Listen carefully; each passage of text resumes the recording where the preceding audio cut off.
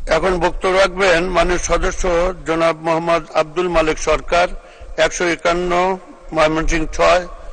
আপনার নির্ধারিত সময় 5 মিনিট। বিসমিল্লাহির রহমানির রহিম। মাননীয় স্পিকার, আপনাকে ধন্যবাদ।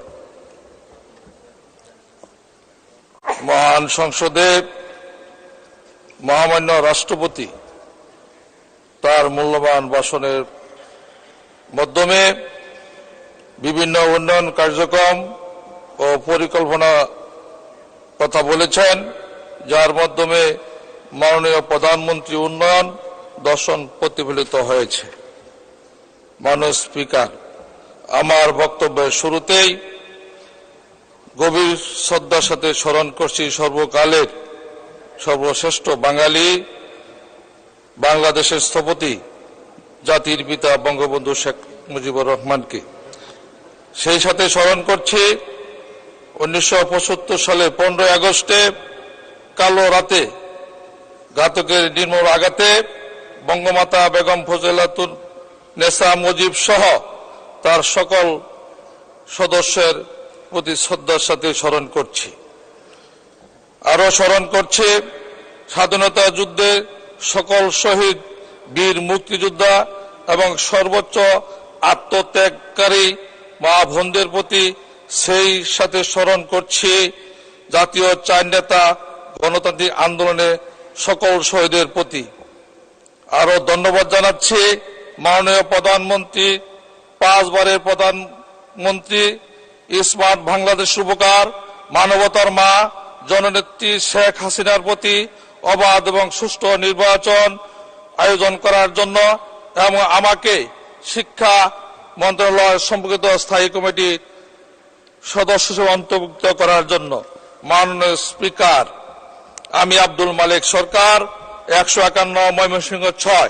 2003 সালে উপজেলা আওয়ামী লীগের সাধারণ সম্পাদক থাকা অবস্থায় আমাকে 4টি মামলা দিয়ে যখন গ্রেপ্তার করা হলো, আমি জেলখানা যাওয়ার 4 দিনের মধ্যেই আমার কাছে ওই জেলখানা গেট থেকে একটা স্লিপ আসলো। আমাকে আরো 4টি মামলা দেওয়া হয়েছে। 8টি মামলার আমি তখন জেলখানা আটক ছিলাম। ইতিমধ্যেই 10 দিন না যেতেই ওই কোহিনুর এসপি, আইনুল হক ওসি আমার সাথে আমার অভিভাবকের মাধ্যমে অনেক দাবি দেওয়ার মাধ্যমে তাদের সাথে রফা না হওয়ার কারণে আমাকে ওই ময়মনসিংহ জেলখানা থেকে এই কেন্দ্রীয় কারাগারে ডান্ডাবেরি পরে আমাকে স্থানান্তর করা হলো। মাননীয় স্পিকার, আপনার মাধ্যমে আজকে আইনমন্ত্রী এখানে উপস্থিত আছেন, আমাদের স্বরাষ্ট্রমন্ত্রী উপস্থিত আছেন। আমার কি অন্যায় ছিল? আমি 9টি মাস ওই ডান্ডাবেরি অবস্থা কেন্দ্রীয় কারাগারে আমি কারাবরণ করেছি। আমার একটি মাত্র অপরাধ ছিল, আমি বঙ্গবন্ধুর আদর্শের সৈনিক, শেখ হাসিনার কর্মী। এছাড়া আমার জীবনে আর কোনোদিন কোন অপরাধের সাথে জড়িত ছিলাম না। একে একে 35টা মামলা দেওয়া হলো। আশুলিয়া থানার মামলা, সাভার থানার মামলা, টঙ্গী থানার মামলা, ঢাকা কোতোয়ালি থানার মামলা। আমি 35টি মামলা 12 মাস এই কেন্দ্রীয় কারাগারে কারাবরণ করেছি। ডান্ডাবেরি পড়তে পড়তে আমার 2 পায়ে গা হয়েছিল। শেষ পর্যন্ত আমার সকল মামলা জামিন হওয়ার পরেও আমাকে ওই জরুরি দ্রুত আইনে ডিটেনশন দিয়ে আমাকে ওই কেন্দ্রীয় কারাগারে আটকা রাখা হয়েছিল। আমার ওই আটকিয়ে রাখা শুধু শেষ নয়, ওই কোহিনুর এসপি আজকে বাংলাদেশে কোথায় আছে?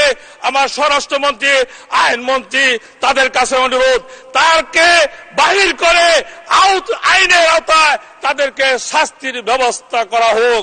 মাননীয় স্পিকার, আমি বলতে চাই, ওই 21 আগস্ট গ্রেনেড হামলা আমি ওইখানে উপস্থিত ছিলাম।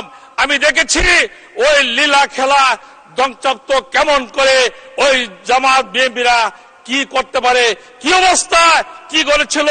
হাসরের ময়দানের মতো ছুটাছুটি করতেছিল। আইবি রহমান সহ ওই জায়গায় 24 জন মানুষ নিহত হয়েছিল। আমার সাথে ছিল সাবেক সাধারণ সম্পাদক সৈয়দ আশরাফ ইসলাম, তার পিএস ফজলে রাব্বি সহ আমরা ইয়ামিনী হোটেলের কোনায় আমরা দাঁড়িয়েছিলাম অল্পের জন্য। আমাদেরকে শুধু নয়, আমাদের আজকে প্রধানমন্ত্রী বঙ্গবন্ধু কন্যা জননেত্রী শেখ হাসিনা আল্লাহর অশেষ রহমতে আমাদের মধ্যে বেঁচে আছে। ওই দিন যদি আমাদের মধ্যে মাননীয় প্রধানমন্ত্রী বেঁচে না থাকতো, আমরা মনে হয় জেলখানা শুধু নয়, আমাদের লাশ আজকে মিশে যেতাম। মাননীয় স্পিকার, আমাকে আরেকটা মিনিট সময় দিতে হবে। আমি ফুলবাড়ী উপজেলার ব্যাপারে, আমার জনগণের ব্যাপারে 2 মিনিট কথা বলতে চাই। মাননীয় স্পিকার, আমার ফুলবাড়ী উপজেলা 151, ময়মনসিংহ 6, জাতির পিতা বঙ্গবন্ধু 1973 সালে 4 মে আমার ফুলবাড়ী উপজেলা হেলিকপ্টার যুগে আমার ফুলবাড়ী উপজেলা গিয়েছিল। তখন একটি ঘূর্ণিঝড়ে ধ্বংসাত্ম পরিণত হয়েছিল। তখন জাতির পিতা সৈয়দ নজরুল, রফিকুদ্দিন ভূঁইয়া সহ কেন্দ্রীয় নেতা, স্থানীয় নেতা, অনেক নেতৃবৃন্দ সেই বঙ্গবন্ধুর সাথে ওই 3 কিলো রাস্তা, ওই ঘূর্ণিঝড় এলাকা উনি পরিদর্শন করেছিলেন এবং সংক্ষিপ্ত আকারে উনি বক্তব্য রেখেছিলেন যে জায়গাটি বসে, সেই জায়গাটা আজকে 50 বছরেও ওই জাতির পিতার নামে ওই বঙ্গবন্ধু রাস্তাটুকু এখনো হয় নাই। মাননীয় প্রধানমন্ত্রী আমাকে উপজেলা চেয়ারম্যান নমিনেশন দিয়েছিলেন। আমি যুব উপজেলা চেয়ারম্যানে স্থানীয় সরকার অর্থায়নে 2 কোটি টাকা দিয়ে ওই হেরিংবন এসবিবি রাস্তা করে দিয়েছে। আমার এলাকা ফুলবাড়ী উপজেলা 6 লাখ মানুষের দাবি ওই রাস্তাটুকু ঢালাই করে ইতিহাসের পাতা নাম রেখানোর জন্য এবং বঙ্গবন্ধু জাতির পিতা যে জায়গায় বসে ওই সংক্ষিপ্ত আকারে বক্তব্য রেখেছিলেন, সেই জায়গাটুকু একটি মুরাল নির্মাণ করে আমার ফুলবাড়ী উপজেলার মানুষের আশা আকাঙ্ক্ষা প্রতিফলন ঘটাবেন। মাননীয় স্পিকার, সেই আহ্বান রেখে সবাইকে ধন্যবাদ জানিয়ে আমি সংক্ষিপ্ত বক্তব্য শেষ করছি। খুদা হাফেজ। জয় বাংলা, জয় বঙ্গবন্ধু। ধন্যবাদ। ধন্যবাদ মাননীয় সদস্য, আপনাকে অসংখ্য ধন্যবাদ।